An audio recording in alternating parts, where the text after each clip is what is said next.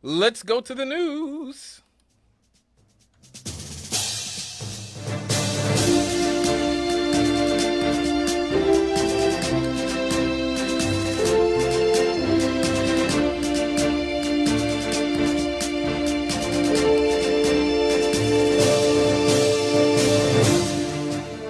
Fulton County District Attorney Fani Willis is the prosecutor who has brought charges against former President Donald Trump and others in the Georgia election interference case. Almost 4 weeks ago, one of the defendants in that case filed a motion that alleged that Willis was involved in an inappropriate romantic relationship with Nathan Wade, who was a special prosecutor she hired for the case. The motion said that that was problematic because it created a conflict of interest. It said that Nathan Wade had been paid more than $650,000 for his work on the case, and that Fani Willis inappropriately benefited from that when Wade paid for vacations that the two of them took together. In her response, she acknowledged that she and Wade were involved in a relationship. The filing also includes an affidavit or a sworn statement from Nathan Wade. And that statement says that when his contract with Fani Willis began to work on the election case in November 2021, they were not involved in a personal relationship, but that they became involved in a relationship in 2022. But the affidavit says that sometimes he would pay for travel, sometimes she would pay for travel, each from their own money, and that neither of them is profiting personally from this prosecution. Since these allegations were first made of the relationship, President Trump has seized on them and used them to try to discredit this prosecution and to further his claims that it is politically motivated. In their response to the motion, prosecutors said that there is no legal reason to dismiss the case or to remove Willis or Wade from the case. They said that neither of them benefited personally from the prosecution. Good Lord. Donald Trump must have a horseshoe up his behind. Like, seriously. This man, I swear to God, nobody has dumber enemies than Donald Trump. Like, the people who are constantly coming after Donald Trump, you would think that they would have all their P's and Q's in order. You would think. But, well, aside from the Russiagate morons and a lot of the cornball liberals who are obsessed with Trump, now we have to deal with another own goal by some of Trump's detractors, as now we have a situation in which an ethics complaint has been filed against Fulton County District Attorney Fani Willis on Tuesday that accused the Georgia prosecutor of failing to disclose luxury vacations she took with Nathan Wade, a top prosecutor in former President Trump's Georgia criminal case, whom she acknowledged developing a personal relationship. The 4-page ethics complaint dated Tuesday, filed with Georgia State Ethics Commission, alleges that Fani Willis violated the Georgia Government Transparency and Campaign Finance Act by not disclosing suspicious relationships and transactions she made in relation to Wade. I want to thank The Hill for this article. However, it is not clear that the commission has jurisdiction over the complaints Green raises. While it does review failure to disclosure reports, something the Georgia lawmakers alleges Willis is guilty of, it would likely be unable to address the substance of her complaint. The commission does not investigate ethical or moral conduct of candidates, lobbyists, or public officers. It does not review misuse of state or local funds. The allegations stem from a co-defendant of former President Donald Trump, Mike Roman, filing motions seeking to disqualify Willis from the sprawling racketeering and election interference case. Roman alleges that Willis and Wade traveled to traditional vacation destinations together, including the Caribbean and Napa Valley.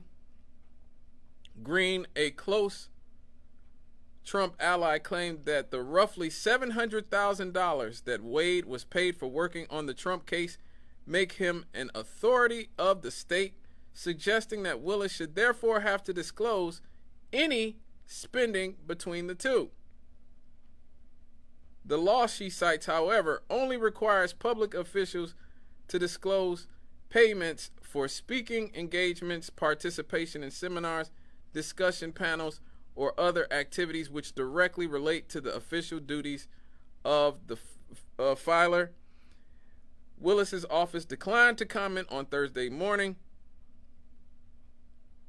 The pair responded to Roman's accusations against them earlier this month, part of which Green included in Tuesday's complaint, saying their relationship began after Wade was hired and acknowledging that financial responsibility for personal travel taken is divided roughly even between the two. But Green suggested Willis somehow acted improperly by failing to demonstrate her contributions towards their expenses as a couple. Now, even if what they're saying is correct, why, knowing that the entire world is looking at you and that these types of cases, especially when you are trying such rich and powerful people, will engender gigantic scrutiny? Why would you do this? Why would you do this? Why? Why? You know the entire world is looking at you. You know the entire world is looking. And look, when she was running for office, here's why she said she's running for office. The district attorney's office in Fulton should be the beacon of the Southeast. It should be the absolute best office between Washington, D.C. and Miami. And right now what you have is an office of dysfunction and corruption, and we deserve better. And I am the right choice to improve it. Corruption, Ms. Willis, that's a strong word to level against the office that Paul Howard has run for nearly a quarter century. If he gets reelected, it'd be more than 25 years. You have a DA sitting there that doesn't have the qualifications and the experience to do the job. What I can guarantee you is with my reputation, with my community ties, I am going to be able to attract the best and the brightest minds to that office. You're sitting with someone today that actually wants to make a difference because they deserve a DA that won't have sex with his employees, because they deserve a DA that won't put money in their own pocket when it should go to benefit children, because we deserve better. We deserve a DA that won't have sex with his employees. Are you serious? Come on, man. Even if what you're doing is completely legal, you have to know that this looks horribly bad. This looks awful. You couldn't wait until after the trial? And the dude was married, and that's the even worse part. Part of the reason that they found this out is because the dude's wife blew the whistle on this and said, look, they're having an inappropriate relationship. I just can't believe that somebody could be this stupid. I just can't believe it. Hold on, caller. I genuinely can't believe it. And then here's the thing that makes me mad. She does what all white liberals and the colored people who love them tend to do, which is throw as much identity politics at the wall and just see what sticks. You know, you got to see what sticks here, because now we're not even talking about this. We're talking about something different. Here's her explanation. All the glory I receive, it's his grace, not a perfect me. We are at a time in history, people. Hear me on this. We are at a time in history when you can no longer sit back and just let other folks do it. You cannot expect black women to be perfect and save the world. The Lord is completing us. We are not perfect. We need your prayers. We need to be allowed to stumble. We need grace. With that kind of support, we will move mountains and do Jesus' will, stumbling all the way. So his flawed, hard-headed, and imperfect child has a message for each of you today. Please find a way to do your extraordinary, God-given assignment and make this community and the world a better place for all of his people. See, it is never about who you are. It is always about the great I am and who he is. See, we are all flawed, sinners, unworthy, imperfect, damaged, but we are qualified upon his calling. You can find common ground with people of all different ideologies if you simply commit yourself to being obedient and steadfast in your efforts and his word. If you commit yourself, God will turn your hard-headed self into the extraordinary for his kingdom. Thank you. You can't expect black women to be perfect. You can't expect black women to say, what the hell does that have to do with anything? You can't expect black women to be perfect. I can't expect you as a black woman to do your job as the DA and not sleep with the people under you while you're working on maybe the most important political case of any of our court case, in our lifetime. This court case could be the difference in an election. History, the course of history may be changed by this court case. And you've given Donald Trump, a billionaire, ammunition. But we can't expect black women to be perfect. What kind of nonsense is this? And of course she's going to get away with a lot of you because she's black and she's a woman and she's a Democrat and she hates Trump. Okay, as long as they do that, but you have to understand how bad this looks. This looks like straight up corruption. And I'm sorry, it does. That's how it looks. And no amount of, you can't expect black women to be perfect. And, you know, I bet a white man, blah, blah, blah. What? None of that. None of that is important in this instance. You just gave a billionaire, a man who has some, like I said, has a horseshoe up his tuchus, apparently, new life in a court case where the man looks overwhelmingly guilty. Let me get this caller. Hello, caller. How's it going, Scott Kenner? It's all good, brother. I'm going to tell you something, man. Of course, you already know. You remember the last poet that was trying to tell you then. You know, don't get ready, be ready. You see what they did to Black Wall Street. You right. See how they annihilated them people. Yep. Hey, man, a tiger don't change his stripes. They pull your teeth and take your claws out. What you going to do, man? You got to be like Nat Turner, Harriet Tubman. And I can go on and on, man. Hey, man, he's a devil, man. He's the only way to deal with a devil. You know what I'm talking about? It's going to be a revolution here, man. It's coming. It's just a matter of when. They let them Afghanistan's back over here after they kill their leader right on his balcony, and you think they coming over here, man, humble? You see what the migrant side is doing in New York? Hey, man, it's just a matter of time. Don't get ready, be ready. Talk to you, brother. I heard that. Thank you for your call. You know, something's happening. A lot of people have not taken did not take the lessons of Trump getting elected in 2016 and even Obama getting elected in 2008. A lot of this is about people wanting real change. The reason they voted for Barack Obama, they voted for a black dude with a Muslim name who is considered the most liberal senator in Congress, is because they wanted substantial change. That's what they wanted. That's why they voted for Obama. They didn't vote for Obama to be a Clinton. They didn't vote for him to be a Reagan light. Like he said, if it was the 80s, I'd be a Reagan Republican. Nobody who voted for Barack Obama voted for him to be a Reagan Republican. Now, that's what he was in terms of policy for the most part.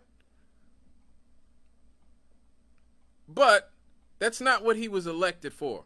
And when the public could not get change, the change they wanted, because they see that all our institutions are corrupt, all of our institutions are broken, they were looking for anybody to change this feeling that everything is stacked against us. So they went and they elected Donald Trump to burn it all down. And if you're not careful, you're going to end up with Donald Trump again to burn it all down. Let me take this other call. Hello, caller. Hey, okay, Scott? What's up? Everybody, not you, I did not hear you say this, but everybody believe, and they really believe in their heart, that Obama was the first black president of this country. He was not the first black. You didn't say this. I'm putting this up for black history. Obama was not the first black president. We had black president way before Obama. We had black president before George Washington in this country. You hear me? Hello? I've heard about this before. Let me let you go, man. You scared me, man. Honestly, I swear you scared me. Bye, man. All right. Bye. Yes. Well, like I said, like Obama was not elected to be just a chocolate version of a white man. He was elected to be a change agent. He wasn't. They elected Trump to burn it down. And now Joe Biden was put in place by the elites, by the establishment, to try to salvage what they could of this sort of corrupt, broke down palace, if you will. And it's just not going well. As you saw in the intro, Joe Biden only got off on his documents case because they thought he was too feeble, and he was a feeble old man with a horrible memory. They said that his practices put America's national security in jeopardy, but they didn't find any malice in it. They just said he's a duttering old man. And that's how the public sees Joe Biden, as a duttering old man.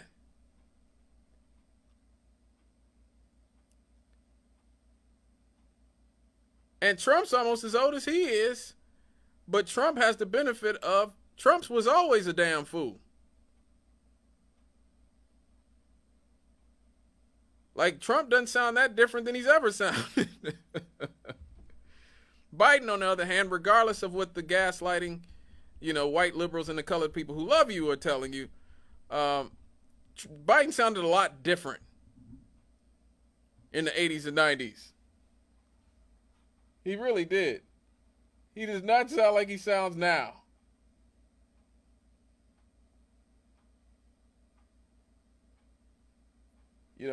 This is not how Joe Biden sounded when he, when he was talking all that crime bill stuff.